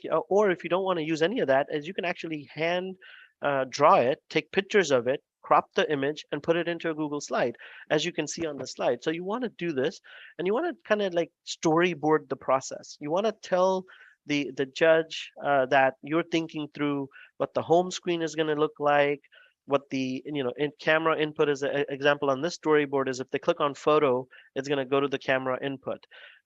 If they click on any of the boxes on the camera input, it's going to show like the info input. This is what they would look like. If they had clicked on gallery on the home screen, it would have got them a gallery with all the images. If they had clicked on the search button, it would have got them on a search search screen. And then ultimately, if they had clicked on results when they had clicked on a search, then it would show them in this tile view. So look, that's very basic, but there's a process, a design, a storyboard being defined, and it's leading the judge to understand that you've given some time thinking this through, and you're using features and elements. Now, my goal for you is, if you run out of time, you can take a picture of this and put it in your slide and persuade. But if you have extra time, go ahead and really clean it up by using layers on PowerPoint, using templates that you can download. You can download a template of the Apple's rim, the bevel, right, and put your drawing on top of it. So it's not just only hand drawn, but rather something like on the left here, it actually looks like someone's using it, right? It's just creative photoshopping, right? Some of you may have more skills in Photoshop and other, other graphic editing tools. Well, showcase them, show them off. Go ahead and make it. As long as you're staying true to the mission here of don't go and code everything and program everything. And if you do, you're just going to submit screenshots. You're not going to be able to run a demo of your app. No one's going to have the time to look at that. They're just looking for slides, and they're looking for you to present it to us. So be mindful of that. And then ultimately, you want to only submit a PowerPoint or a PDF or a Google Slides link in your submission. We're not asking you to submit a video of your presentation, but if you wanted to, you could record yourself presenting and upload it on YouTube and submit that video to us as an optional thing. That's all fine. We're not going to require you, but if you have extra time, or if you have in your team that skill set, then divide and conquer. Everybody do something, and please, make it as great as you want it to be. Here's what the examples of where you can download screenshots of apps, and then start editing inside to what your home screens would look like and all the inner screens would look like. Okay, keep in mind that you want information to be organized, and you want information to be intuitive, that it leads the users through that understanding. There's navigation. Always think about like the back button to go back, and have buttons and list things in a way that it's simple. Do remember that smartphones have different sizes. There you have the tablets, you have the bigger iPads, and also the smaller phones. You even have the watches, the wearables, right? So keep in mind that your app needs to be responsive to the user's device. So think about that as you're planning these things, and try to come up with ways to explain that you thought through that in your storyboarding, when you're in your prototyping, designing and storyboarding in that process for you guys. Okay. All right. So let me keep going here. So really you want to try to put as many wireframes or flows to explain your project, but try not to go overboard. We do suggest that on average 9 to 10 slides is plenty for you to be able to explain what's happening. You only will have 3 minutes to present, and then judges will have 2 minutes to, if they have a question about what you presented, to ask. But in that 3 minutes, you don't want to have 50 slides, because then you're not going to finish, right? You want to have anywhere from Pradeep would suggest as well 9 to 10 slides, so that you could genuinely deliver this type of wireframe and give everything that you guys have designed in a concise and a persuasive manner. Okay, I'm gonna skip over some of these things because I think I've kind of just spoke over it, and the goal here is try to give the experience as a storyboard. Okay, and let me go over. All right, so now I'm going to do a quick demo for you guys, and let me just check on my time. Pradeep, how am I doing on time here? Do I have, how much time? You're doing good. You have around 15 odd more minutes. Okay, 15 minutes, perfect. So this is exactly where I want to stop, kind of on my PDF here. And let me see, screen share has stopped, and back here. Give you guys some quick tips. And oops, actually I shouldn't stop screen share because it's also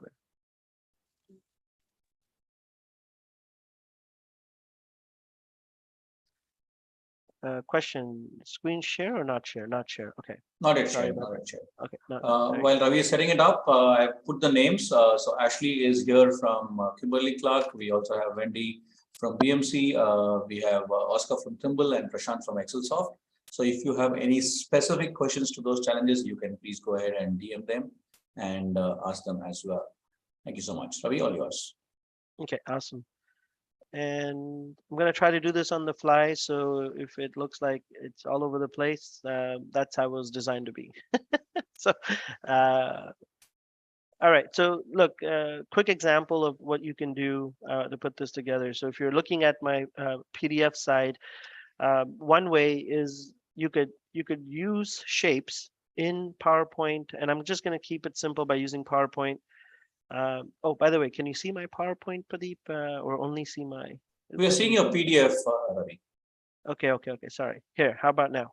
Yeah, we can. Okay, awesome. So, folks, I'm just going to do a quick demo.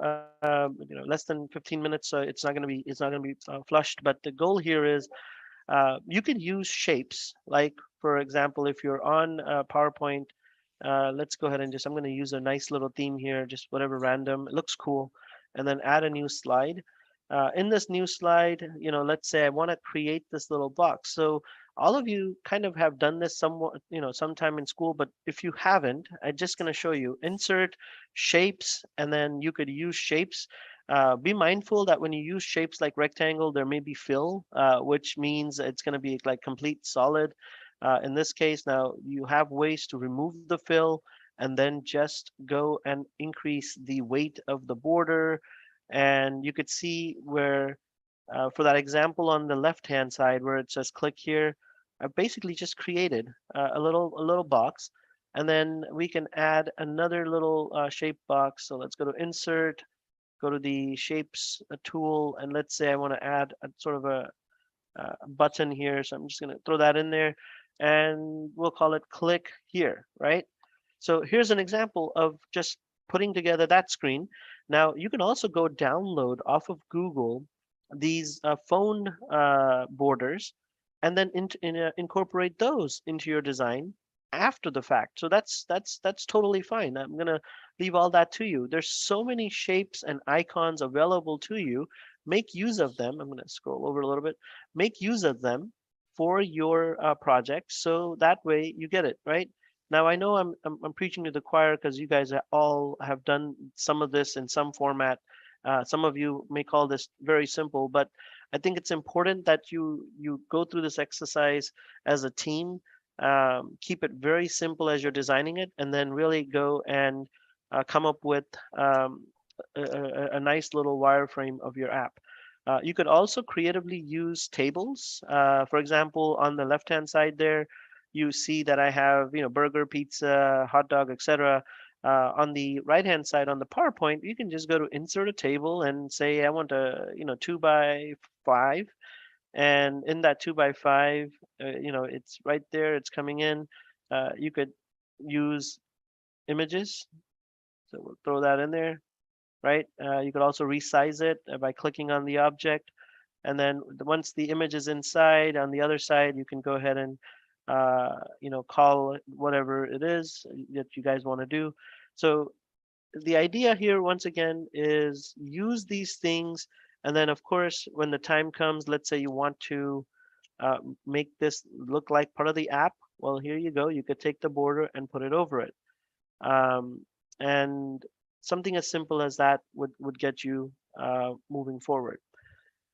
Use this. You could again download these off of Google. The ones you want to download is the ones that are transparent, so you can put things behind it, and then use layering to put things in front or behind. For example, if this click here button was behind the table, you wouldn't see it, right?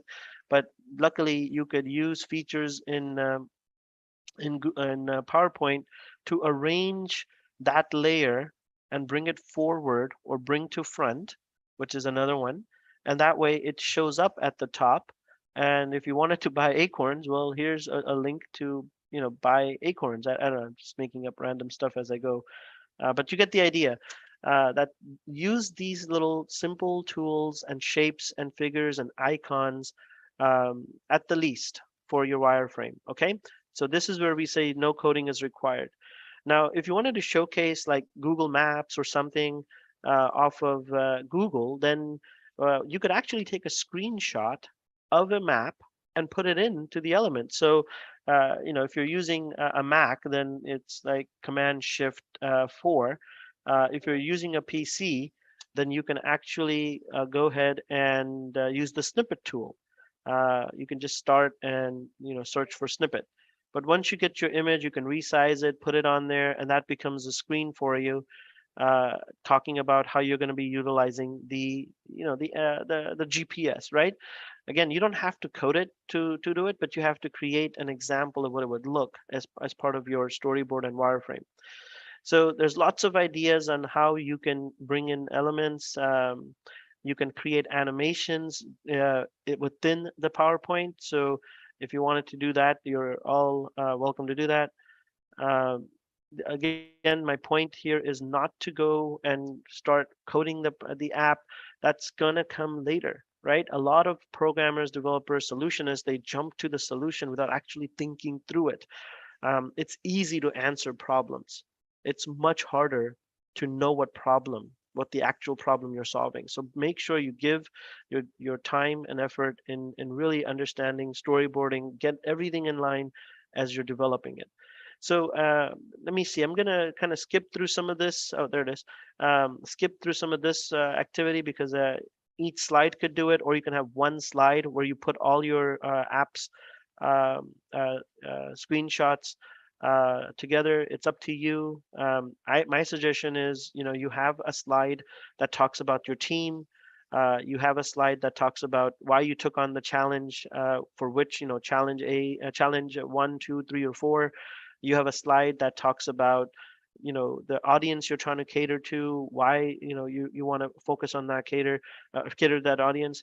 And then ultimately, this wireframing, 3, 4, 5 slides showing your app designs.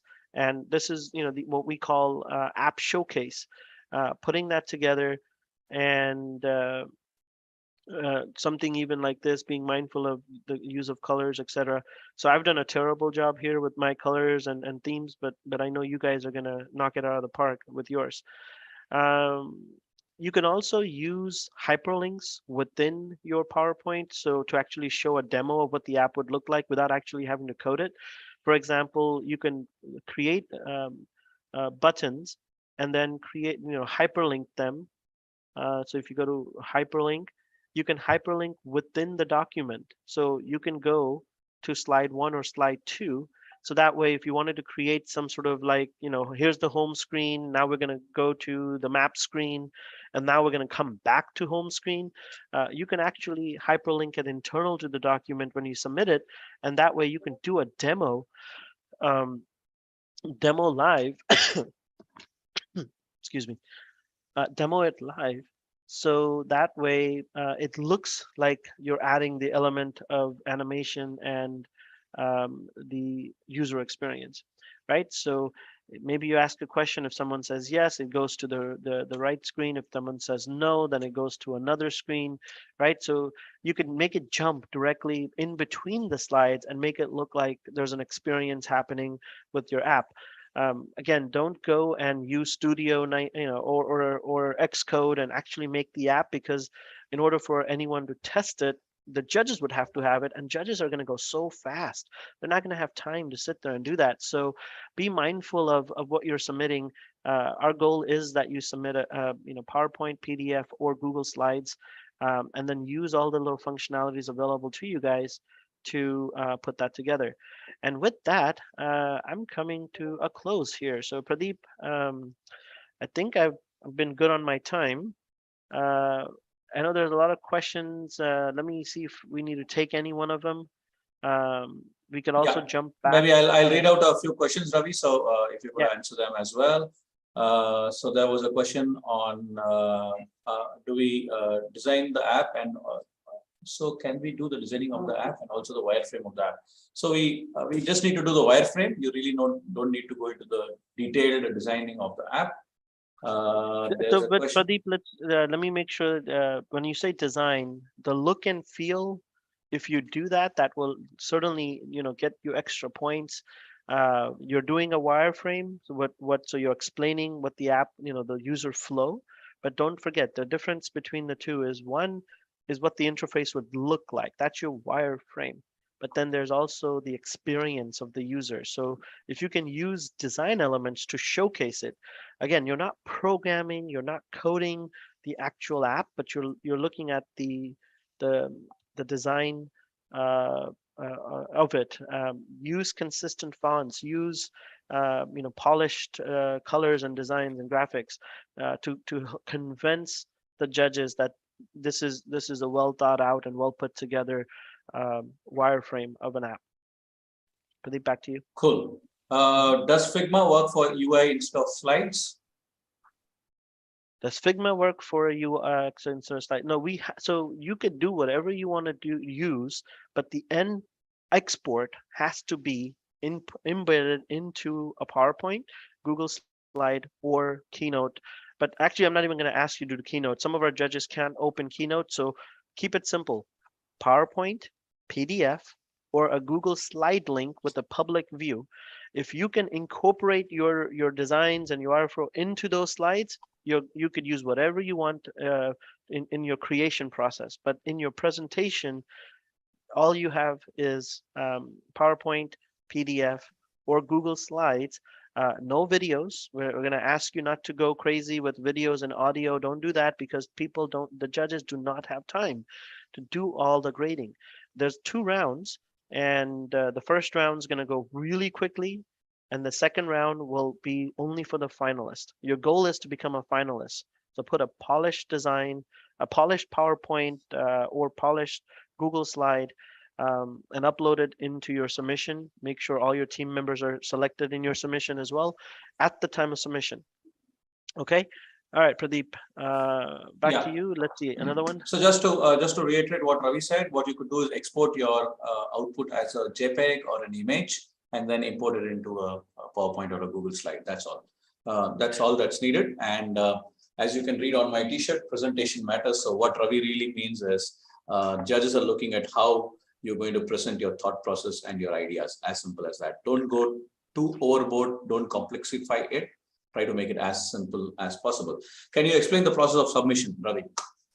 Yeah, absolutely. So look, DevPost is your platform for submission. All of you have used the, earlier the blue button that says join hackathon. Now you're going to use another blue button. I think it's blue, which says create project. So that button will allow you to start submitting your project details. Now you can't hit submit until, I think it's already open. So once you create project, even now, you can say, what is the name of the project? What is the, it's going to ask you a bunch of questions. You could fill all that out. And it's going to next ask you who are your team members, and you fill all that out. And there'll be a link that says, what's the, it's a required link that says submit your presentation. That's when you submit your PowerPoint, PDF, or a Google Slide. There's also a submission for a YouTube video of your presentation. If you have extra time or extra talent on your team, go for it. Make that video. You never know which judge is sitting there. There's over 35 judges that are going to be going really fast. They have 15 minutes to evaluate round 1 tomorrow when it ends, before we turn around and allow another set of judges to double check all your work, all their work, and then we'll very quickly announce round 2. So not only are you going through a hackathon, the entire planning team here is going through a hackathon with you. So use DevPost, create project, go through, answer all the questions, and then submit. Make sure that there is a naming convention when you're submitting. Which challenge are you tackling? C1 if you're tackling the challenge from ExcelSoft. In fact, Pradeep, I'm going to let you take that one. Take this slide to explain. Sure. So whenever you guys are submitting your solutions on the DevPost, you will need to be very clear on the nomenclature. So if you're solving the challenge from ExcelSoft, you will have to prefix your solution with C1. So let's say your solution is called solving ExcelSoft's challenge. You will have to type it as C1 - solving ExcelSoft challenge. So on. And for Thimble, it is C2. For BMC, it is C3. And for Kimberly-Clark, it's C4. Please make sure that you always, C1 - team name. I'm sorry, Gordon.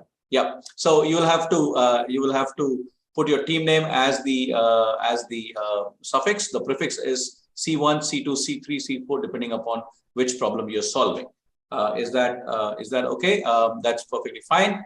There's a question already on the chat. The deadline is 9 a.m. EDT and 6:30 p.m. IST.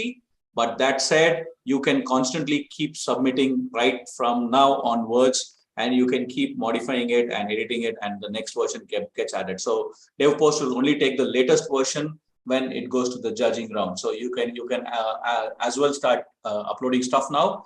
The reason why I would do that is at the end, if there's going to be a rush, there's going to be a bandwidth issue on your side, or something gets delayed, Murphy gets working, at least there's some kind of a output from your side that judges can see. So make sure that as and when you have something sizable, go ahead and start uploading that on the DevPost.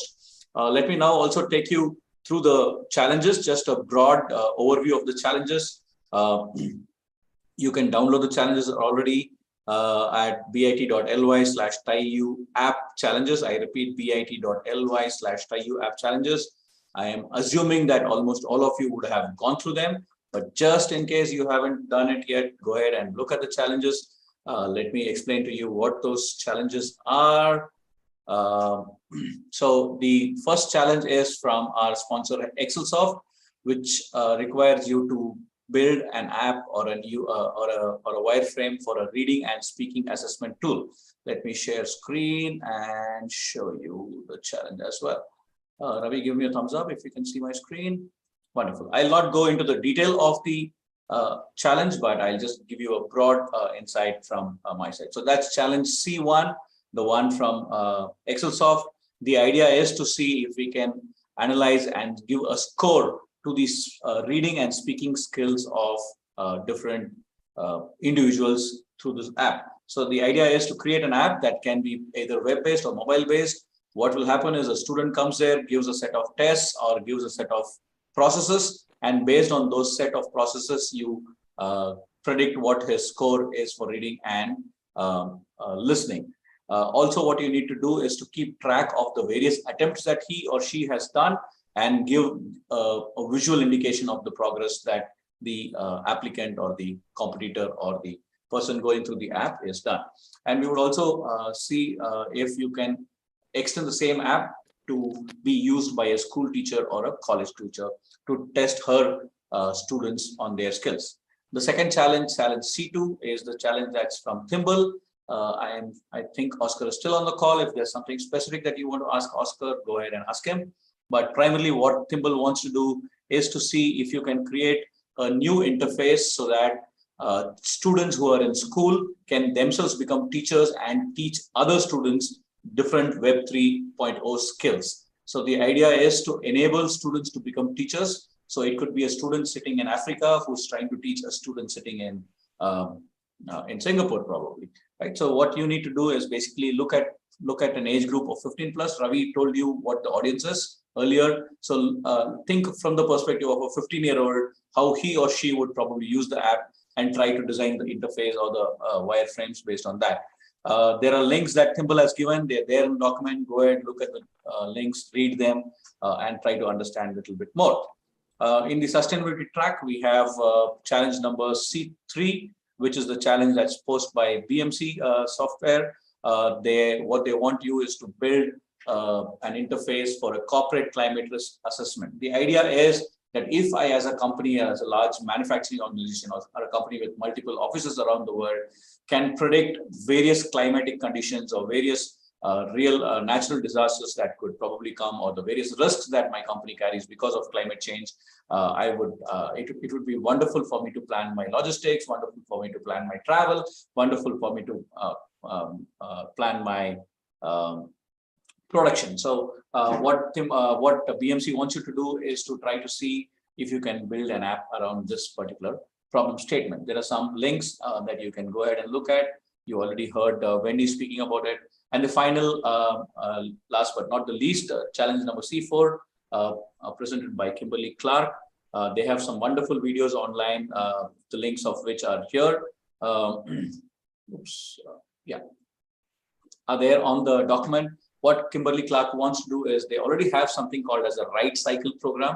a program in which they pick up used PPE, personal protective equipment. It could be gloves, it could be overalls, it could be masks, it could be helmets, visors. They pick them up from customers and then recycle them so that the customers don't have the responsibility of recycling those things, specifically because they are used in very harsh conditions. It could be biological conditions where there could be bacteria on it or a virus on it. So what Kimberly-Clark does is they pick it back. But right now what they want to do is to enable their customers to be able to calculate the carbon footprint of that picking up and that delivery as well. So what they really want to do is just do a process flow.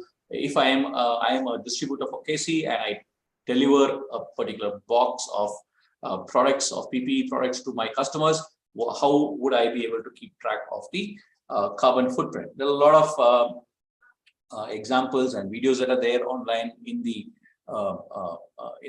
PDF that's there on the challenges. Go ahead and read them. All that you'll need is 10 minutes of your time to really get a hang of the whole thing. So that's it on the challenges. Cool. So how do you get mentoring? For C3, can we make a web interface instead of a mobile app? Yes, Tayyip, if you can give a reasoning why you want to do that. Ravi, I'm assuming that should be okay, right?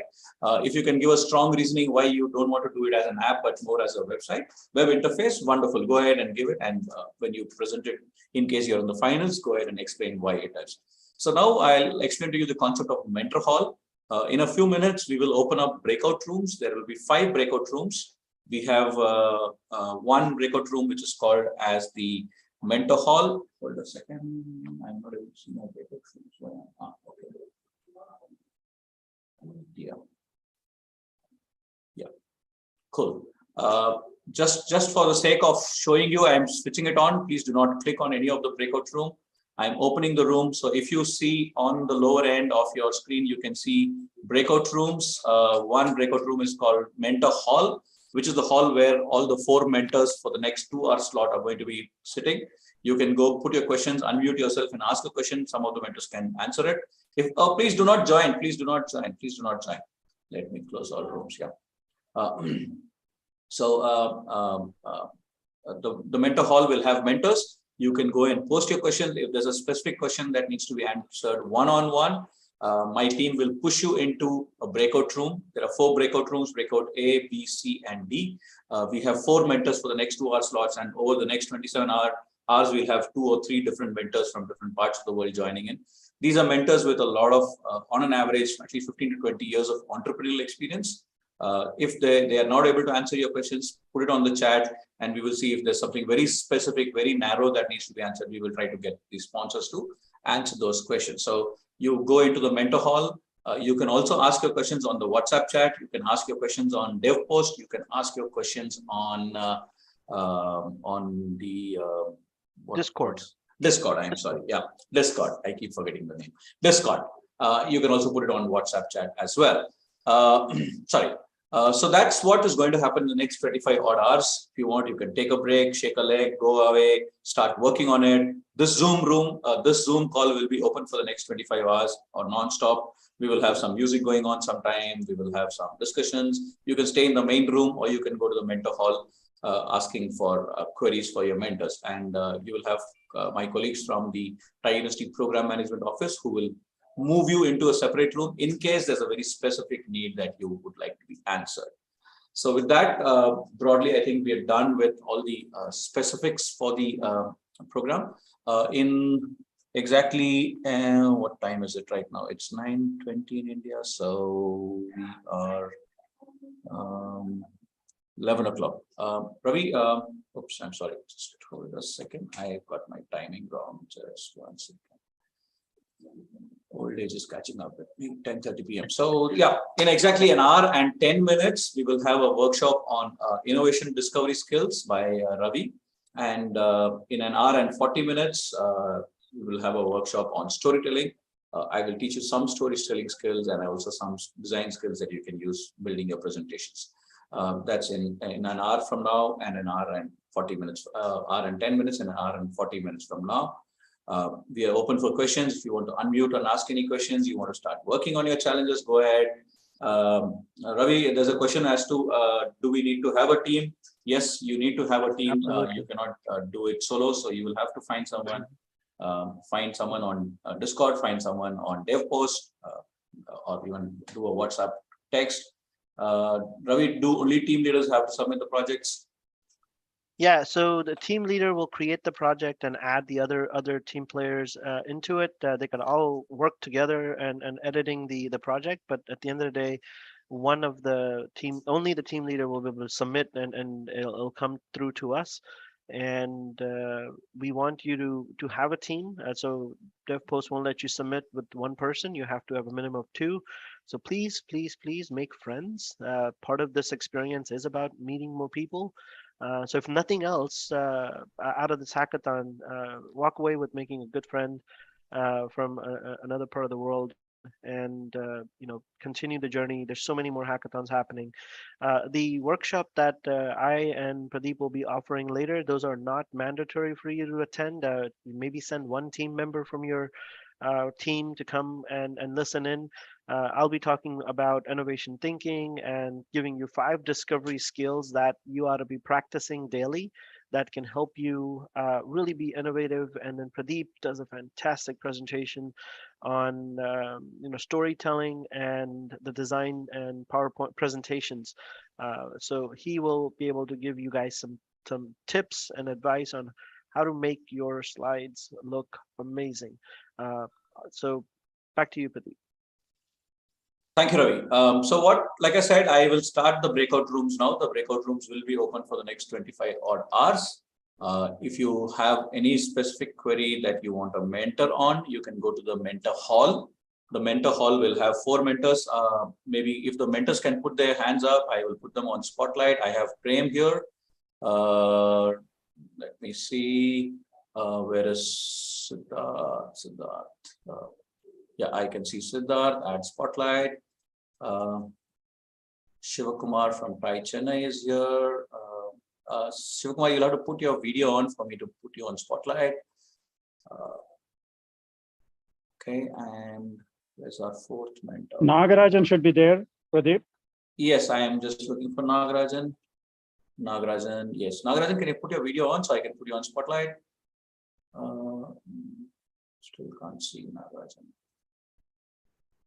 Nagarajan, yeah, I can see Nagarajan now. Yeah, cool. So, ladies and gentlemen, these are the 4 mentors that you have. Mentors, if you could right away on the open chat, put your LinkedIn IDs, so they also have an idea of who you are, and then probably when they come into the mentor room. So, mentors, you will have to choose the mentor hall to go. So, all of you who want some kind of mentoring, you'll need to go to the mentor hall. You can raise your questions there, unmute yourself or ask a question. Yeah, where is Dinesh? Dinesh should be here somewhere. Dinesh. Yeah, I'm good. 1 second, Dinesh. I'm not able. Yeah, I got you. Yeah, cool. Excuse Dinesh me, sir.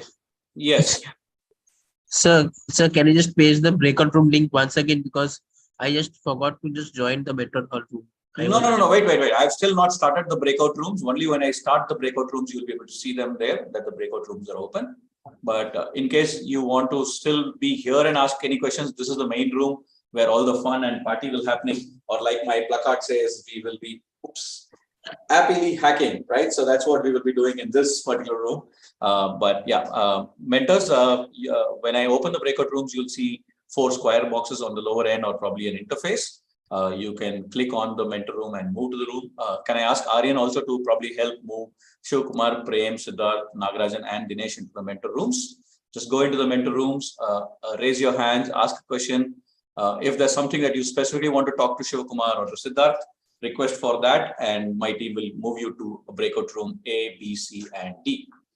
I hope I'm clear with those instructions. With that, let's break a leg and let me start the breakout room. So you will have to choose, primarily first go to the mentor hall, and then when you have decided who you want to mentor you one-on-one, there's no, it's not mandatory, it's just an optional feature that we have to help you out. There are other entrepreneurs here on this call as well, so you can stay here and ask us some questions about entrepreneurship or the program as well. You can still go to the breakout room. Darshak and Aryan, can you join the breakout room? Mentor Hall, and let me open all the rooms. Wonderful. You can join the room if you want. You can stay here if you want. Let me remove all the spotlights. Thank you so much, ladies and gentlemen. Happy hacking and happy hacking. Oh, happy hacking. No, happy baba. I don't know. All the best. May the best team win. Go ahead, enjoy. You'll need to first join the breakout hall, mentor hall. Aryan and Darshak, please make sure all the mentors are in the mentor hall first. You can go and chat there. If you have any questions, you can put them here as well. You want to step away and start working on your problem, go ahead. You don't have to stay here. You can come back after an hour, 2 hours, 3 hours, even tomorrow evening after 14 hours or 18 hours or 20 hours. Thank you so much. Let me stop the live streaming as well. Stop recording. People going into the breakout room, just make sure you record it on your computer. Stop recording. And